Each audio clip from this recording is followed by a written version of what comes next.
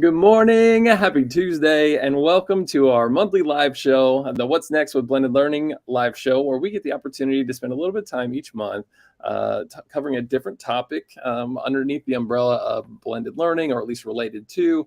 And so in our past episodes, we had an opportunity to just break down blended learning and a rubric that we pointed folks to. And so you can check out that in our past episodes. We looked at UDL, and today we have an opportunity to focus in on a topic that there's a lot of great work going on in our state with, and that topic is digital citizenship. And so I'm really grateful to have two outstanding educators who are representing different organizations here that will help us to have some resources that we can point teachers to, and really to just break down this term, because it is there's a lot that kind of falls under that moniker of digital citizenship. So I certainly want to say welcome to Peg Coover of ESU 10, who is the teaching and learning coordinator there. And also welcome to Adam Vinter, who is the Digital Citizenship Project Coordinator for Common Sense Media and OPS here in Nebraska. So Peg, Adam, welcome to the show. Thank you. Good to be here. Thank you.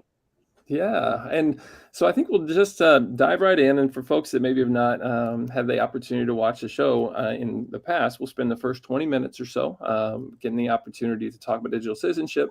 And the last 10, we'll leave open to anyone who's viewing live to share any tips or tricks or ideas. It's really an open forum for us to collaborate with one another. And so we'll get started with our what is digital citizenship focus for today, and we'll just maybe take some turns here, I guess. Let's start with Peg. Peg, what does digital citizenship encompass or entail as far as when we think about educating students on things related to that? Right. So I feel like it's just kind of a set of rules and laws in a sense, not laws, but if you think about being a citizen, you follow the laws of your city, of your state, of the country, and you need to know about them. And so now we have all this digital devices, and it's just in our hands, in our pockets. Our students have them. And so they just need to be aware of how to use things ethically and for the good. I guess use digital for the good. And so in my work, digital citizenship means informing students of certain things, like obviously their own safety, but also the responsible use of technology. And so that's kind of what we've been doing for the last 12 years at ESU 10 and across the state of all the ESUs. Yeah, absolutely. I know there's been quite a history with that work, and as Eileen's saying here live with us, right? Yeah, always great to learn from our ESU friends, and in addition to that, our friends Common Sense Media. So Adam, would you share a little bit, maybe to build upon Peg's comments there? Yeah, great definition, Peg. And just to add on to a couple things there, I think this question's important. And I've learned, I've only been in this role for a little over a year now, but when I have people outside of the education world asking me what I do for my job, I use that word digital citizenship. And I've learned that it's a little bit foreign to some of them. And we throw around a lot of different terms too. Like sometimes we just say digital well-being, right? And we talk about, as Peg said, how can we be safe and respectful online? But I think too, that boundary of online and what we're doing in our worlds in person is really getting gray, and the two are starting to kind of blend and merge together. And so I think about, what does it just mean to be a digital citizen, right, in your community? Those same things apply online.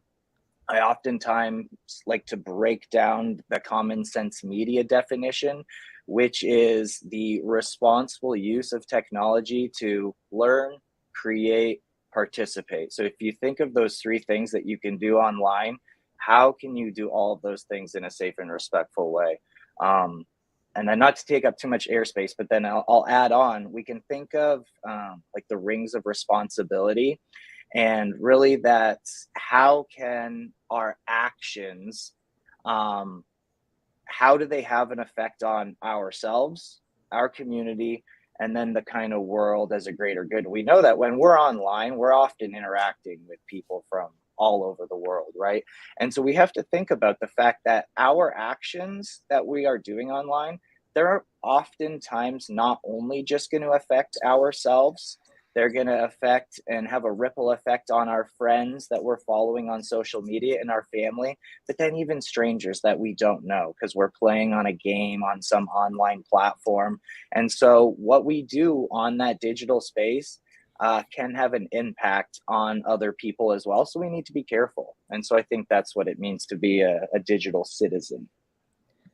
And Adam, I'm just going to jump in real quick. Andrew, sorry, but I appreciate that Common Sense has really incorporated that balance into their curriculum, of that balance of like knowing when to unplug and when to, take a break and those kinds of things. And also just going back, since we have such a history, um, it was different because students would be online at home, and probably had a little bit more parent supervision because of a desktop computer somewhere, maybe in their family house's office, right?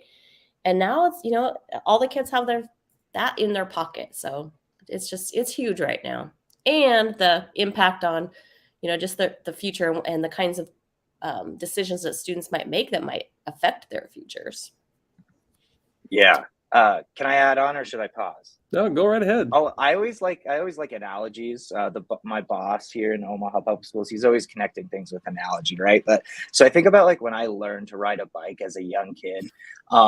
My parents, as soon as I learned how to ride a bike, they didn't just let me like wander the neighborhood freely. But some of my greatest memories once I was in middle school were just touring the neighborhood. I had the freedom to kind of go and explore as I chose on my bike. I still had rules. I had to be home at a certain time, right? But I had some freedom there. Those same things apply on these online spaces. And we have a responsibility to teach kids those things. We can't just hand them that device and say, hey, go do whatever you want on it, right? And so that I think is some of why it's so important is kids are getting devices at a really young age. They're everywhere, as Peg shared, right? It's in their pockets, it's at school. They're bringing them into the bedrooms for good or not so good. We can talk more about that. But we have to slowly help them build these skills. I always hear teachers say, like, kids are so smart with technology.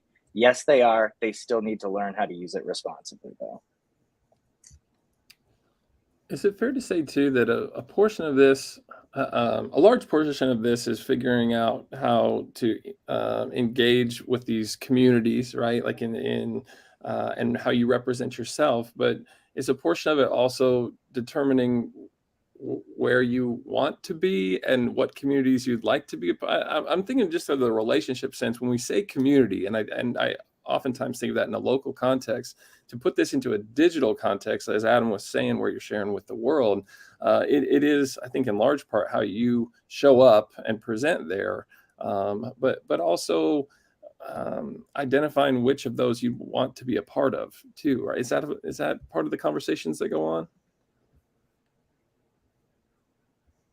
Well, I'll let Adam maybe answer that just a little bit more in depth. I'm just going to toss something out there real quick that when I was a teacher and then working with teachers in educational technology and strategies and bringing in technology into the curriculum and into their classrooms, if you can have students kind of like have something that's beyond the classroom or beyond, like, okay, my paper is just going to go to my teacher versus no, my paper is now, it's like a blog and other people can read it. So that kind of more bigger audience, I think, helps with that idea of, okay, I need to make it better. And I need to make sure that it's not just some silly TikTok, not that TikTok videos are bad, but not just something silly, that it's going to make an impact. And so having that bigger audience, I think, helps. And it's a good way to help teachers kind of set the stage of preparing students for that.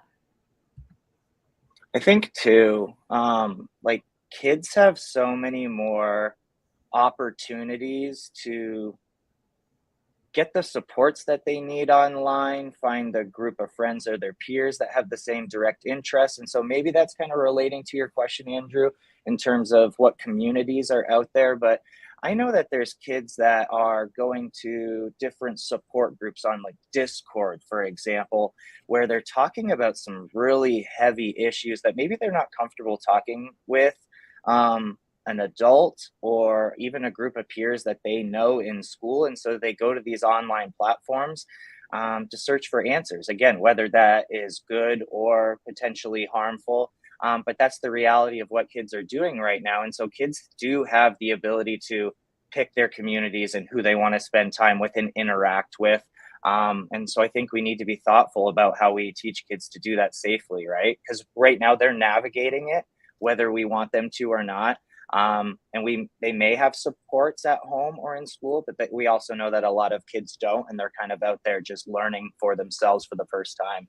And we also have to understand that as parents, I have two very young daughters right now, so I fortunately don't have to address some of these challenges that other families and teachers are dealing with on a daily basis. I know I'm going to have to here as they grow older, but the adults right now didn't have to learn any of this stuff when we were kids, right? So just as kids are learning it for the first time, we as adults trying to teach kids responsible and safe use, we're also trying to figure out how to teach it as well too. So it's a really, really interesting time. It's going to get better, but we're all kind of navigating these new waters together. That's such a good point. So my daughter is of the age of when MySpace probably first came out, right? So it's just on that cusp of being able to text and getting into those kind of things. And now her oldest son is 12 and a seventh grader, so she kind of has that experience, but it's so different from, the younger students that have parents that maybe weren't there yet. And so it's interesting. Very, yeah. I love Eileen. So Eileen's not with us today, Eileen Helzer, but Heller, her analogy, and you had a metaphor too, Adam, but hers was like, we don't just give the keys to the car and let them just go out and just drive. Like, we teach them and we sit alongside them. So I think that's a great way to look at it. Well, and part of what, whether it's the ESUCC or Common Sense Media has done is create resources and a place for educators to go to educate themselves, or providing the resources that could be those very keys that you're talking about there, right? Like, what are some of the keys to being able to drive in those spaces and to do that in a way that is, safe and responsible. And I think to Eileen Bark's point in the comments where she said this is about thinking about your future digital footprint as well, so that not only in the present, but as things continue to evolve. And so let's take a little bit of a pivot and an opportunity to spend some time looking at the resources that are out there. And I think it's worth noting too, a number of our ESU colleagues were particularly interested in LB 1112 that became the Computer Science and Technology Education Act, which is now instantiated that the digital citizenship is part of a graduation requirement,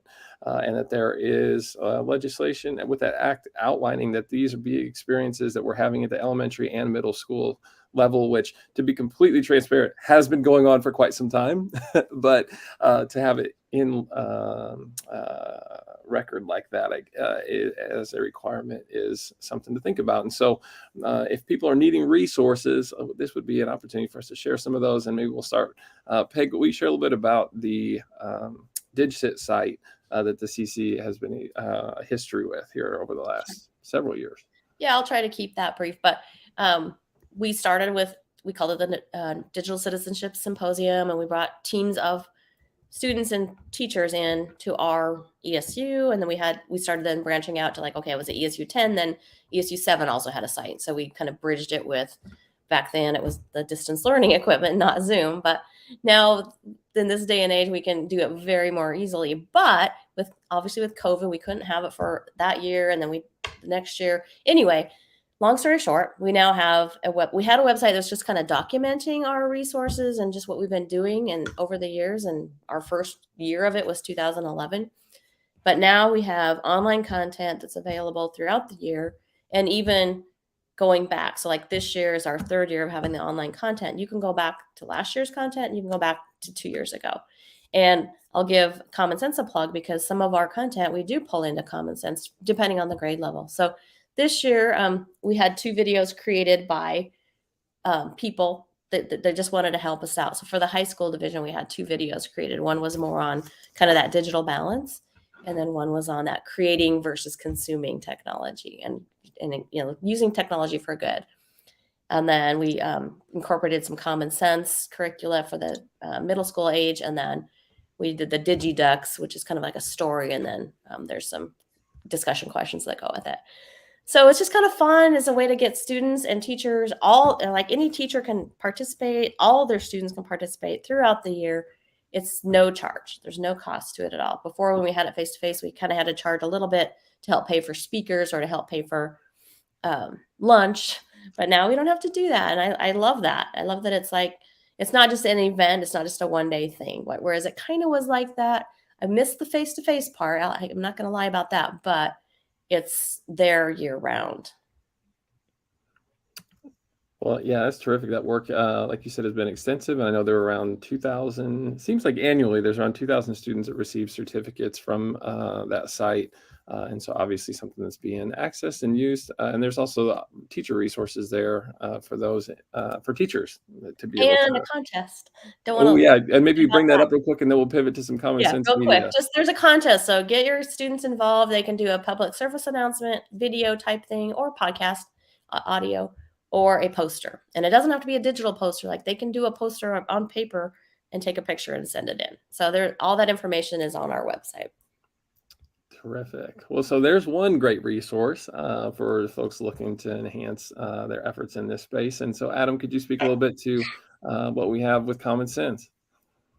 Yeah, totally. What we're looking right now, and Peg kind of mentioned it already, we do have our Common Sense education page, and really Common Sense media.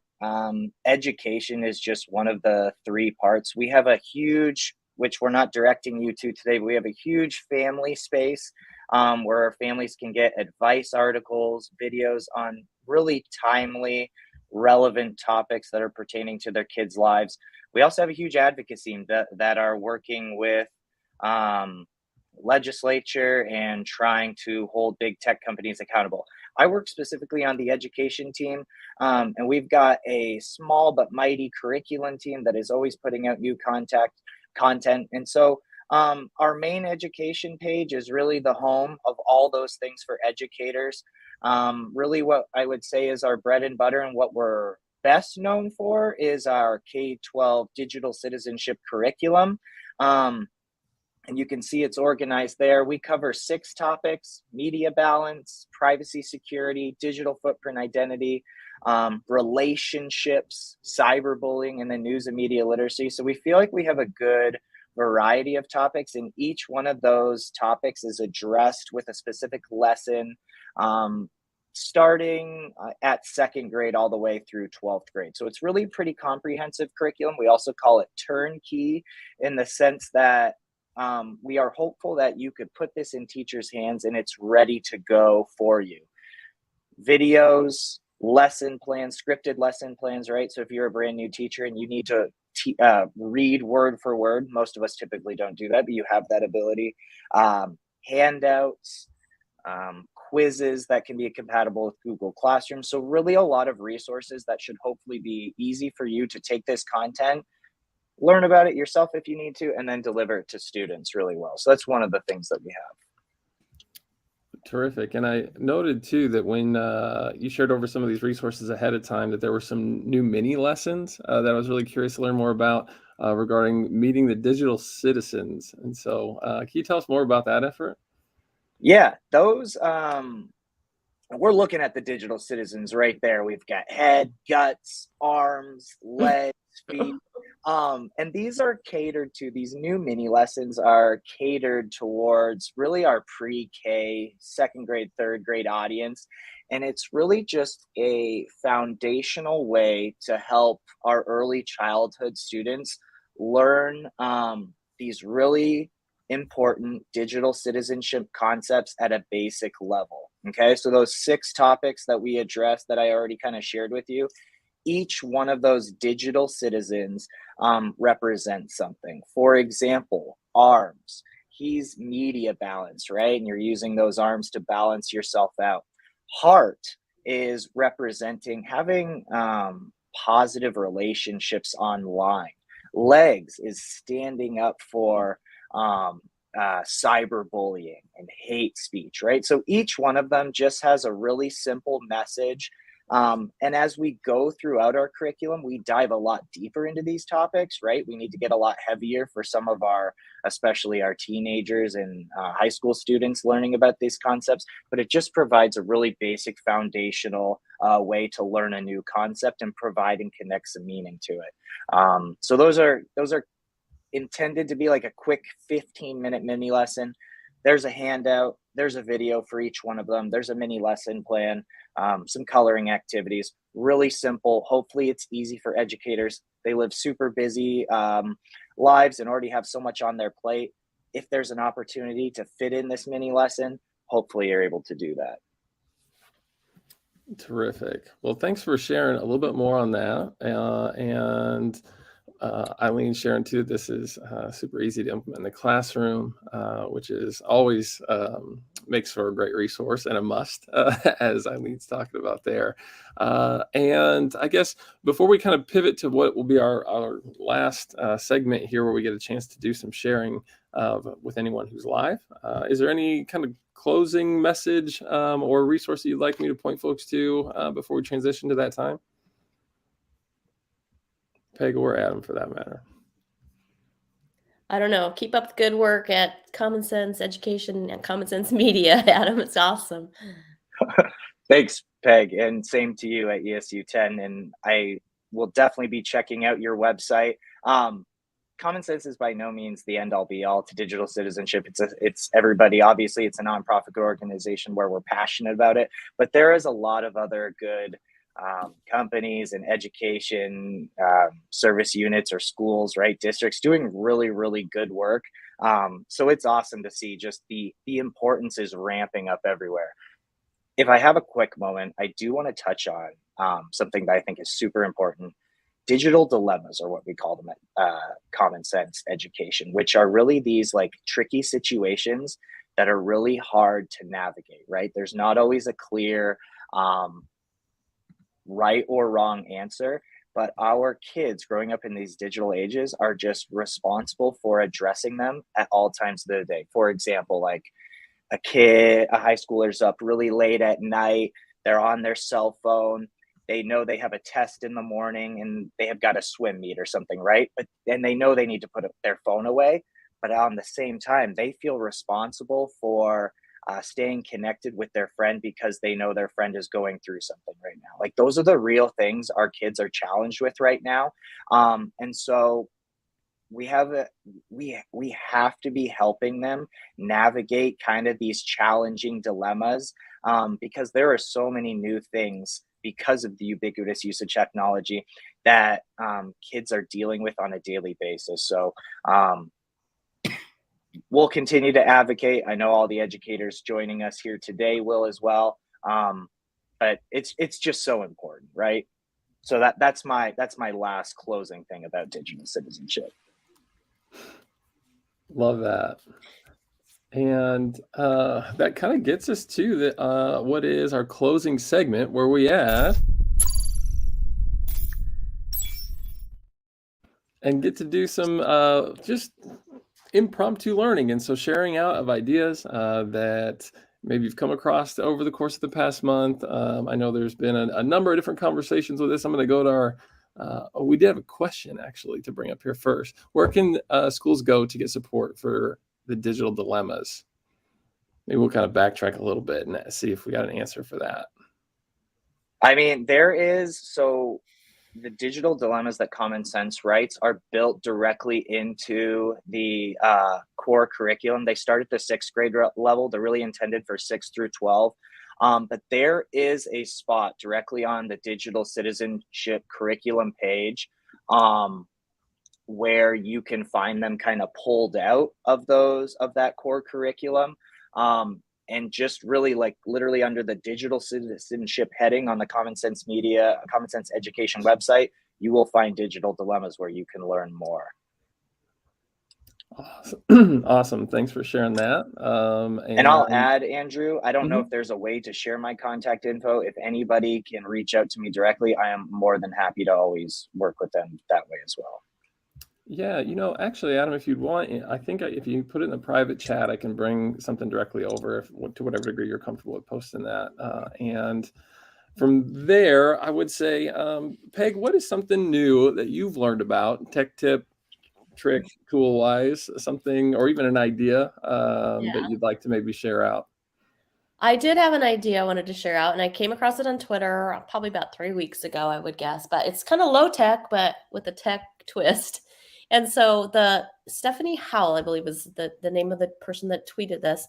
She called it Tabletop Twitter, and she had it was like kind of like almost like Frere model for something that you're doing, but just in a different format. So to summarize, so you do the 140 characters and you tweet your summary of what you learned. And then you maybe sketch a picture or a graphic organizer in the next square.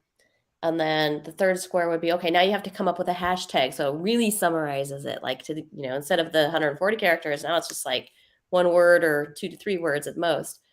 And then the fourth one was then, okay, now you go find a partner and you retweet it by having them read yours and you read theirs and you add things to it. So I just loved it. I thought it was a great idea. It would be a great way to have teachers kind of start incorporating that idea of using Twitter or other types of social media for education. So I just thought it was kind of cool.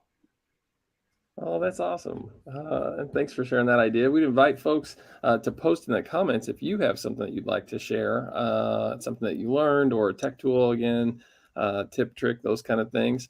Adam, can I ask, what has been some new learning for you as of late that maybe would like to highlight here for a moment?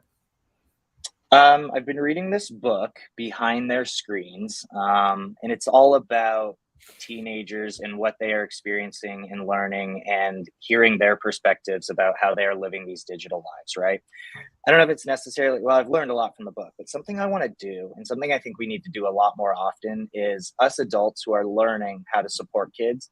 We just need to be asking more questions and learning on their expertise of what is going on in their digital lives. So something that I've wanted to do here in Omaha Public Schools for a while is just start getting a panel together, right? Like let's learn from these students and understand what experiences they are going through, what they're challenged with, what they love about their digital being interconnected in these digital lives, right? Because there's so many good things out there. I know we tend to go towards like, oh, this is all the bad negative stuff, but there's so many good benefits to being online in the world. And so we need to continue to lean on those, but let's learn from kids.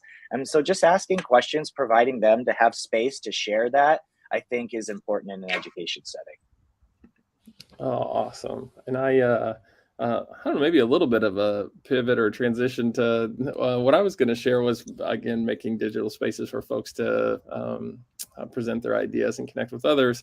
I'm fortunate to be able to host our weekly podcast, the Good Life EDU podcast. And my share out this week is a little shout out to Eileen Barks's ESU2 friends, the Behavior Bites YouTube show that they host, where they're giving out little tips on how educators can really just better support and maybe even address negative behaviors and promote positive ones through just some intentional wording and guidance. And so I've gotten some great learning from them through that digital space. And so if you're at all interested, you should check out not only the recent episode, but their YouTube page, which is through ESU2's channel.